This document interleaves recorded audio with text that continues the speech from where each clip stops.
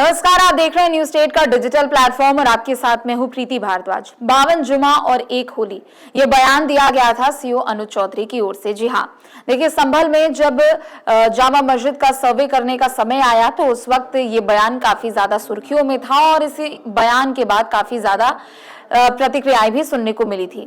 संभल में जामा मस्जिद का सर्वे होना था 24 नवंबर 2024 को। जो हिंसा भड़की थी उसके बाद सीओ अनुज चौधरी के तमाम बयान सुनने को मिले थे, जिसके बाद हमने देखा था कि फिर उनका ट्रांसफर भी कर दिया गया, उनको प्रमोट कर दिया गया और वो संभल से फिरोजाबाद जिले में शिफ्ट हो गए। लेकिन अब सीजेएम कोर्ट की ओर से अनुज चौधरी इसके अलावा तमाम ऐसे पुलिसकर्मियों के खिलाफ एफआईआर दर्ज करने के आदेश दिए गए हैं जो कि उस वक्त संभल हिंसा के दौरान वहां पर मौजूद थे।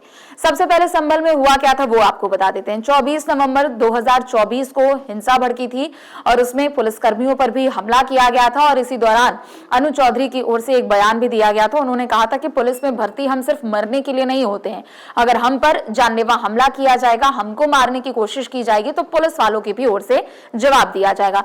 ये बयान उन्होंने दिया था। इस दौरान हमने देखा कि हिंसा में आगजनी हुई, 4 से 5 युवकों की उसमें मौत हो गई थी और उसके बाद फिर इसके खिलाफ तहरीर भी दी गई थी।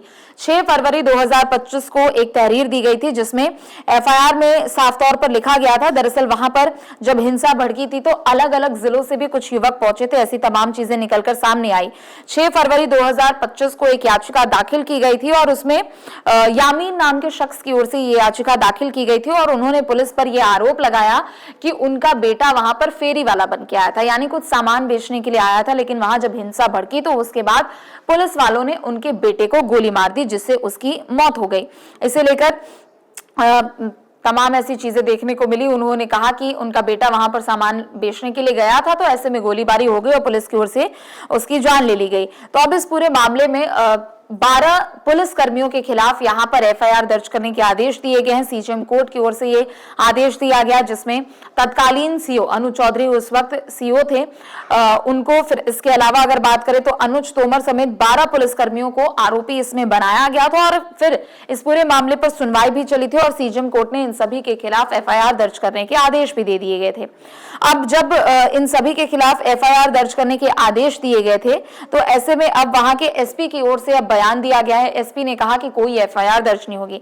आप सभी लोगों को पता है कि संभल में जब वहां पर हिंसा भड़की तो काफी दिनों तक इंटरनेट सेवा भी बंद कर दी गई थी। हमने देखा कि राजनीति भी अपने चरम पर थी। कई राजनीतिक संगठनों की ओर से संभल कूच करने का यहां पर मन बना लिया गया था। कई ऐसे राजनीतिक संगठन हैं और राजनेता हैं जिनको बीच में ही रोक दिया गया, क्योंकि बाहरी लोगों के प्रवेश पर रोक उस वक्त लगी हुई थी। तो ऐसे में अब इस पूरे मामले को लेकर एसपी की ओर से कहा गया है कि कोई भी एफआईआर दर्ज नहीं होगी।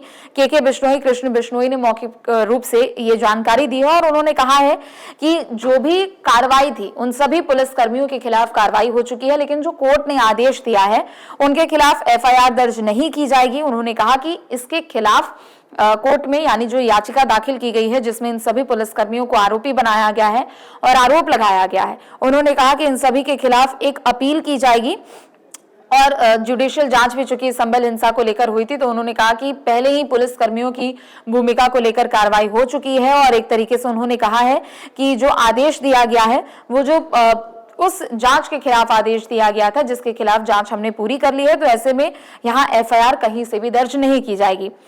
अनुज चौधरी जो है वो अभी वर्तमान में उनको प्रमोट कर दिया गया है, वो एएसपी के पद पर अभी तैनात है और वो फिरोजाबाद में उनकी तैनाती है। तो कुल ऐसे 12 पुलिसकर्मी हैं जिनके खिलाफ एफआईआर दर्ज करने के आदेश सीजेएम कोर्ट की ओर से दिए गए थे। उनका बयान भी अक्सर सुर्खियों में बना रहता है और अनुज चौधरी को लेकर हमने सुना था कि सीएम की भी ओर से तमाम बड़े बयान दिए गए थे। सीएम योगी ने भी कहा था कि वो पहलवान है और पहलवानों की भाषा ऐसी ही होती है। अनुज चौधरी ने उस वक्त बयान दिया था, उन्होंने कहा था कि संभल में पहली बार जब हिंसा भड़की तो उसके बाद हमने देखा कि पुलिसकर्मियों पर भी हमला किया गया था।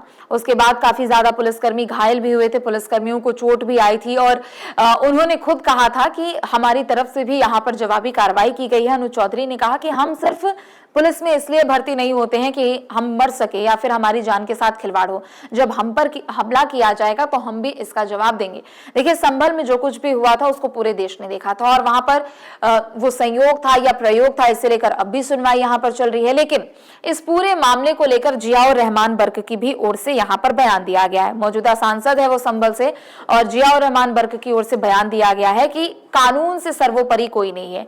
यानी वहां पर मासूमों पर पुलिस की ओर से हमला किया गया था। उन्होंने कहा कि पहली बात तो ये जो दंगा भड़काया नहीं गया था, हिंसा भड़काई नहीं गई थी, वहां पर ऐसे हालात पैदा कर दिए गए थे।